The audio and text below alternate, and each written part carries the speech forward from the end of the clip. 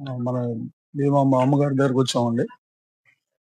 మేము ఏం చెప్పలేదు. వచ్చి బొట్టు పెట్టాం. అమ్మ నీ కూతురు కోసం వచ్చామని చెప్పింది అమ్మ. చాలా సంతోషంగా ఉంది. కుమారుడి కోసం వచ్చామన్నారు. కుమారుడు వివాహం కోసం తిరుగుతున్నావు బిడ్డ. నువ్వు సేవ చేస్తున్నావు. నీకు మంచి ఇస్తాను. మా స్థానబలం లేదు తల్లి అంటే, స్థానబలం లేకపోయినా నీకు నీ కోడలు నడిపిస్తానంది. అమ్మ కుమార్తె కోసం కూడా మేము బాధపడుతున్నాం తల్లి అంటే, 11 వారాల్లో నీ సంతానం కలుగజేస్తాను. మీరు సేవలో ఉండారు, ఇంకా సేవలో ఉండండి అని సంతోషంగా చెప్పింది తల్లి. మాకు కూడా అంతకుముందు తెలీదు. మా తెనాలే గాని ఈ మధ్యనే తెలిసింది. రాగానే మాకు ఆ అమ్మవారు అవకాశం ఇచ్చింది. నిజంగా చాలా చాలా సంతోషంగా ఉంది ఇక్కడికి వచ్చాక. ఇంకా ఈ అమ్మవారికి మేము సేవ చేసుకోవాలని ఎంతో సంతోషపడుతున్నాము. మా అమ్మాయి విషయంలో 12 సంవత్సరాలు ఇప్పటికి చాలా బాధపడుతున్నాము. 11 వారాలకి ఇస్తానని చెప్పింది అమ్మవారు.